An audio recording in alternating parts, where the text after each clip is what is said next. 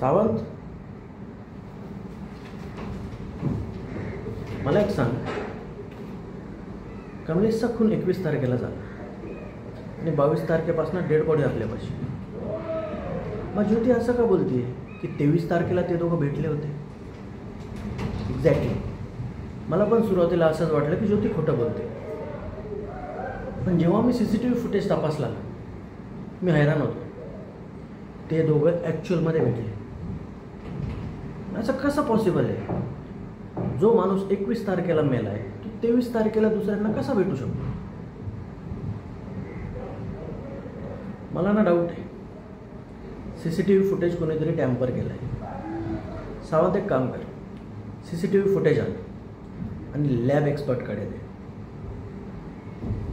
ते शोधून काढतील. आपल्याला तिथून काही ना काही धागेदोरे तरी मिळतीलच. आणि कदम, तुम्ही कमलेशचे कॉल डिटेल्स काढा. तिथून पण आपल्याला लोकेशन कळू शकतं. नक्कीच काही ना काही खूप खोल दडलं आहे या केसमध्ये. सावंत, मी जातीनं लक्ष देतोय, फक्त तपास वेगाने करा. आणि हो, मला विचारल्याशिवाय कुठेही काहीही करू नका. मीडियाचं लक्ष आहे आपल्याकडे. ओके.